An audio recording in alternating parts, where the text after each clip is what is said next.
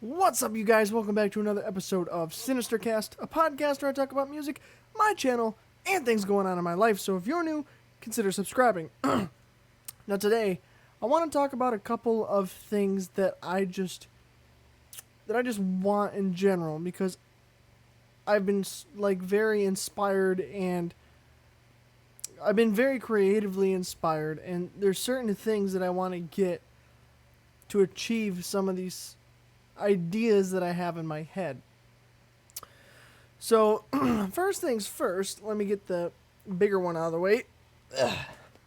I think I've I think I've mentioned it to you guys before, a handful of times, but I want to get like a higher numbered stringed guitar. So you guys know by now, a normal guitar, 6 strings. Or if you didn't know, now you know. I want to get a 7. I've wanted a 7 string for a long time, but maybe even an 8. I don't know about a 9. That may be a little too excessive. But an 8 string, I think I can handle. 7 string, I definitely can. And that will happen in the future. I don't know when, but it will happen. I'm going to have a 7 string at least, because there are certain things that I just want to be able to do, and a 7 string or an 8 string will allow me to do that. And I can kind of get close to that idea, or those ideas, with the stuff I have now, but it's not the same. It's just not the same.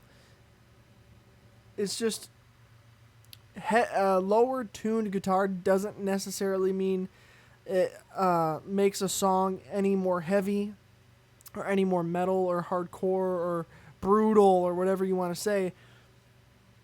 But there's just a certain sound you get with 7 strings and 8 strings that is kind of popular now, but it's also just like, I think people have been stuck with the 6 string kind of stereotypical idea of a guitar for so long that the idea of having something new like a 7 string, well, not super new, there were 7 strings in the past, but like, you know, more mainstream of 7 string, 8 string, 9 string, stuff like that, those ideas just become more appealing, and they're just because they're different, you know, it's more exotic. It's like, oh, that's different, it's not just another typical 6 string guitar, that one's got 7 or 8 or even 9. What? That's a guitar and it has 9 strings? Yeah, that's the kind of stuff that I'm talking about. And there's a certain just certain sound you get with those kinds of guitars, and it kind of expands what you can do on a guitar, because you can hit these lower chords and do these different rhythmic ideas. It's just I gotta find the right one. And like I said, I think I've mentioned it before, but I gotta find the right one. I don't know what exactly or which exact guitar I would want to get. I've seen a handful at Guitar Center and online and stuff like that, and you know, I haven't been able to drop that kind of money for something like that at all lately. So that's why it hasn't happened. If I had just a bunch of money just to spend whatever way I wanted, I would most definitely get it. Get a 8 string or 7 string guitar, because I want one to be able to do some extra cool stuff, and add it into my covers, and add a little more to my covers, you know, and it's just like, there's certain things that you can't do on a 6 string that you can with a 7 and 8. It's just kind of the reality now. But on top of that, I want to get a new amplifier. I have not gotten a new guitar or amplifier in years. You guys know about my Marshall valve state that I have. That's what you hear on all of my stuff. Well, I shouldn't say all, but 95% of all of my music and stuff is with that, either mic'd up or routed to my computer. And, you know, I love it still. It's great, but I want to try some other things. And recently I've just been on an orange desire binge. Like, I want some orange products. Like, for those of you who don't know that the company Orange, look them up. It's like a British company, but they make some really, really killer amplifiers and cabinets, and they make some really, really cool stuff. And what I want to get is the orange micro dark. That thing is killer, like absolutely killer. I never got a chance to like test one out, and then I was at Guitar Center a while back, and they had some in stock, and I was asking them about it, getting ready to leave, and they're like, "Oh, well, you want to test it out, right?" And I couldn't say no, so they plugged it into I believe it was a 4x12 orange cabinet, and I mean, this amplifier, the Micro Dark, it's tiny. It's micro for a reason. It's like maybe this big. It's tiny. It's not like my Marshall. But whoo! The roar and sound that came from that little amplifier was amazing. I mean, and it's like $190, I think. But that's definitely the next amplifier that I'm going to get. Most definitely. The next time I get an amplifier, it's going to be an orange. Like a real amplifier. I don't mean like one of those miniature, like the honeytone that I have. Which I want. Is that over here?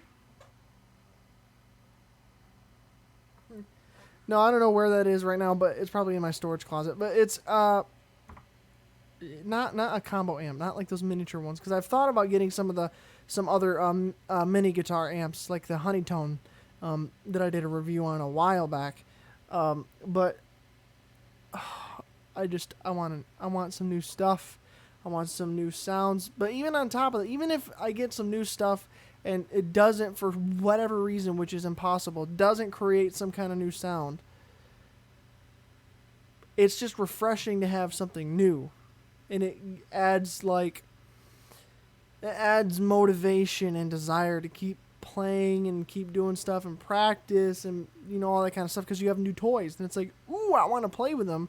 And you get your practice in, you record some stuff, you get some, you know, you experiment, you get these different sounds and stuff like that. And it's just something that I really, really, really, really want to do. But that's mainly on the audio side of things, or for the music side of things. However, I do want some new things on the video end of things as well, because I enjoy filming. I need some new lenses for my camera, man. This kit lens is great that comes with the camera that I got, but I need a zoom lens. I need something with a way smaller aperture. I need, you know, a wider angle lens. I need some other just good looking lenses. The one I have is like versatile. So it's like good, it's decent in a large number of instances, but I need lenses that are specific, that are really good in certain specific instances. But those get really, really expensive. It's just something that I'll have to save up for and slowly build over time and all that. It'll add some different angles and different looks and stuff to my videos and anything else that I want to do. You know, it's just things that I want. And on top of that, I need to get some new lights. So you guys have seen the video lights that I use. They're huge, like really big, bulky video/photography lights that take up a lot of space. And don't get me wrong, when I got those were awesome. They help my videos out a lot, and they still do. They're just a pain to deal with because they're so big and they got to plug in to be powered, and the cables aren't very long, and they're just kind of inconvenient if you're trying to go anywhere or do some versatile stuff, because obviously I don't keep them out all the time. I put them in the closet because they take up so much space. If I had them sitting out, there'd be no room. I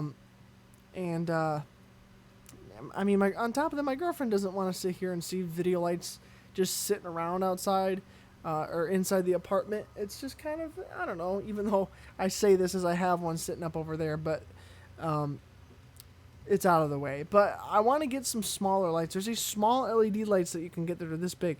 Really powerful, really great for video stuff. And I've been thinking about getting one to start, just to test it out and see what it looks like, and then a second one, because you always want to have at least two lights to get good lighting for things, to get rid of shadows and add some dramatic effect to certain things. And, you know, it's just two lights are probably like the minimum.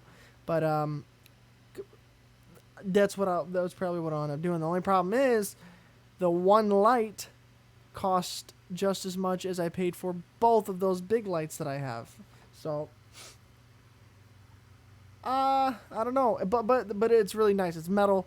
It's really, really bright. It's chargeable with like a micro USB, and it's got different color stuff that you can use. It's an all around great kind of light, and it gets reviewed very, very, very well.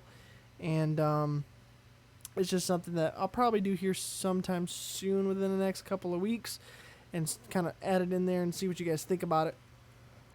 Because I don't know if I'll get rid of the bigger lights just because I might use them for bigger shoots, or maybe if I do some freelance work for pictures or shooting videos for other people or something, just to make some extra side cash, or I don't know. I'm that kind of person where I'm like, well, maybe I can use it down the road, but if not, then I'm just gonna end up selling them. So like if I buy a couple of those smaller lights and I like them and they work out, then I'm probably gonna get. And if I can't use the bigger lights, then I'll probably get rid of them. I'll sell them or something, and then just keep the small lights, because a small light like this big, takes up a lot less space than those giant, big freaking umbrella lights. It's unfortunate, but it is the way that it is. Oh my god! And you see this? Look at this. See all this black stuff on my hand? I need to get a new computer chair because the leather on my computer chair is like ripping off, and it's all over the carpet and stuff. We gotta vacuum it up, and I've had this chair for many, many, many, many, many years, and it's starting to fall apart. So I'm gonna have to get a new chair eventually. And I want to get a new desk, or at least something to extend my current desk, because this desk is small. And if I had something, you guys have seen next to my desk, if I had something that could extend out to the side, I could move a lot of my stuff and get it set up in a very efficient way for videos and stuff like that. Or, get like an L-shaped desk, like a corner desk, where it looks like this. Instead of being just like one, here's your desk, it's like, oh, there's your desk right there. It's like shaped like this so it can fit in the corner. And it's almost like two desks put together in one. And I've thought about getting one of those, and I've been looking at them and stuff. And that's probably something that I want to do. Well, not probably, but it is something I want to do. But it's probably something that I'm going to do down the road here. I don't know what I'm going to do with this desk. If I get an L-shaped desk or something, I'll probably either get rid of this and sell it, or give it away, or maybe my girlfriend will use it instead of the big desks that she has. I'm not sure. But if I find something that'll just extend the current desk that I have, then obviously I'll still use it and just extend it, because this is a nice desk. You guys have seen it. It's nice. It's two pieces. It's small, and it kind of constricts me a little bit. I mean, I like having the cabinets and stuff up here to put stuff in, and I got room on top. But another thing is that I have to put my speakers up there for when I mix and master and do my covers and music and stuff and just watch videos or whatever. My speakers are on top of the desk, so it's kind of weird. I want them level with my face. Not right here, but I want them on the same level, so if I look straight ahead I can see them. If I have a corner desk or something, then I can put them, like that, and be able to actually mix better too on top of that. Because, every little thing that you change about your... Whoa, I got big hair from doing that. Holy moly. Wow. But every little thing that you change about what you're doing and how you're listening back and how you're monitoring and all that when you're mixing and mastering makes a huge difference on how it turns out. And that's something I've thought about doing a video on. I had the idea to do a video on the way a song can turn out when it's people like racing down the road in front of my apartment complex. I don't understand it. It's a hill, so if you come down the hill and then hit your brakes, it's like way off topic. But I swear to God, it woke my girlfriend and I up one day. Someone was going down the hill and must have been texting or something, and they hit their brakes because all you heard was boom. Someone got in an accident, but it was loud enough to wake us up. And we sleep with fans and stuff. But anyway, yeah. So I wanted to do a video on that, like maybe take a mix that you guys have already heard, where I've mixed it on my speakers, and then I should remix that same song on headphones, on in my, just different things, and then see and compare how the songs sound, how different they may end up being based on what I mixed them on, because it will make a difference. It really does make a difference, and we'll see maybe what one sounds better. That's just kind of a thought. You guys will have to let me know what you think about that. But yeah, that would be kind of a fun video. I've had a lot of different video ideas I want to do. I want to get down a certain schedule, and I know I haven't had like a solid. I've always kept to the kind of Friday, Saturday thing, and then any extra stuff has been like Wednesdays or Mondays or whatever. I've tried to dedicate every Friday to doing covers, and I've started doing that. You guys know. So if you haven't checked out my cover of Paranoid by Black Sabbath, or the Toy Story theme song, You've Got a Friend in Me by Randy Newman, go check those out. I've got more covers coming. But as for other videos and stuff, I still want to do other things. I like doing that. I'm still getting products and stuff, so I'll definitely be doing some gear reviews and stuff for you guys, like I have in the past. So those are coming up soon. But I also want to do some of my other like miscellaneous videos. So like that mixing one I was talking about. That's kind of a miscellaneous video. It's like I don't know what day to use those on. Like, I think the Fridays for covers and Saturdays for Sinister-Cast is good, set in stone, and solid. It's just a matter of like gear reviews and challenges and experiments and stuff like that. It's just that's where I don't know where I want to put them. Maybe the Wednesday things just always work, and that's what you guys like. But you guys have to let me know. So, like, what days would you guys want me to do those kinds of things on? Because I think I know that you guys like the Friday, Saturday thing for covers than Sinister-Cast. But what about my other videos?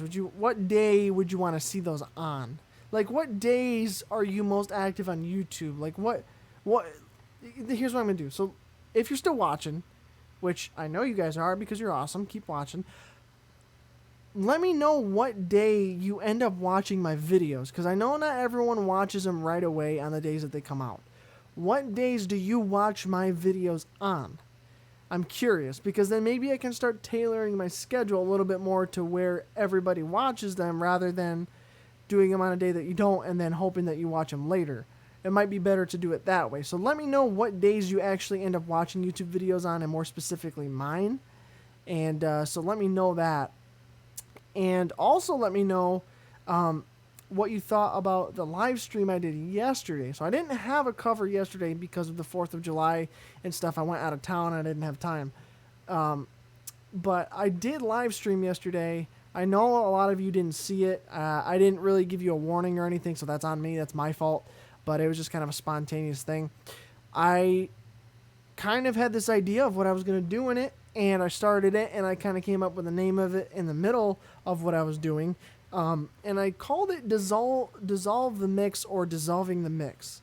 And basically what I did was I went into my Cubase project of my cover of Paranoid by Black Sabbath, and basically showed you guys what I did to record it, and like how the different tracks work together, how I mixed it, like the different things I did for the vocals and the guitars and stuff like that. And I've thought about maybe doing something like that for my cover. So I can have a cover come out Friday, and then the week after do a Dissolving the Mix. My phone's annoying. But doing a Dissolving the Mix video the following week, or probably live stream, because it's going to be longer videos. Doing a Dissolve the Mix live stream the following week after a cover, to show you guys what I did for the cover or the song or whatever it is I'm doing. I don't know how many of you want to see that kind of thing. I'm not sure how many of you are interested in recording, or maybe you're just curious about what I'm doing and stuff like that. But let me know what you think about that too. And if you didn't watch the first one, the Dissolve the Mix of the Paranoid cover, go watch it. And tell me what you think about that idea. And if you have any questions about what I did, definitely let me know on that video and leave comments and stuff like that. But go over there and let me know like what you thought about it and if that's something you guys would want to see more of, because that was kind of fun for me to do. It was different. And it kind of allows me to take a second look at what I'm doing, and maybe I can learn a little bit more from showing you guys, and you guys can go, well, that didn't sound good, and maybe you should do this, maybe you should do that, and I'll kind of learn, and you'll learn, and we'll learn together, and it can just be kind of a fun thing. So just let me know what you thought about that, and if you haven't seen it, go watch it. But yeah, so those are a couple little ideas here for you guys. So I'm going to end this with, like I have been, a recommendation. I've already left you guys a couple questions. So let me know what you think of the Paranoid cover and the Toy Story cover. And also let me know what you thought about the Dissolve the Mix live stream that I did, where I broke down my cover of Paranoid by Black Sabbath. But I have... Yes. I have a recommendation for you guys. So, it's a band, again. So, there's this band called Apocalyptica. Like, think of like the apocalypse, but Apocalyptica. It's kind of like an heavy orchestral cello type of band, right? But they do some like very heavy, almost metal-esque stuff. And they did dedicate an entire album to doing Metallica covers. So if you look up Apocalyptica Metallica covers, they have a lot of them and they're really cool. I think they've done like Master of Puppets and Enter Sandman and Nothing Else Matters. Maybe Sad But True, I can't remember. But they've done a lot of Metallica covers. And it's by like cellos and stuff. It's really, really, really, really cool. So if you haven't heard of them or haven't seen any of their stuff, go look them up and go check it out, because it's actually really, really cool. If you want to hear something a little bit different and kind of a cool take on metal, Apocalyptica is a really cool band. I listen to them every once in a while still, because they kill it on their stringed instruments. Like, you would think it would be real frou-frou and like light and stuff because it's an orchestral type of thing. Hell no. They rock it out on those cellos. Like, they're heavy-ass cellos. I could headbang to that stuff. Like, seriously, they're really, really, really good. So definitely check out Apocalyptica, and let me know what you think of the covers that I've done the last couple of weeks, and let me know what you think of the Dissolve the Mix live stream that I did yesterday.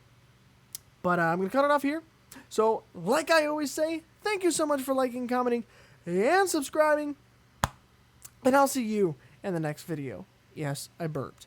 I'm sorry. Excuse me.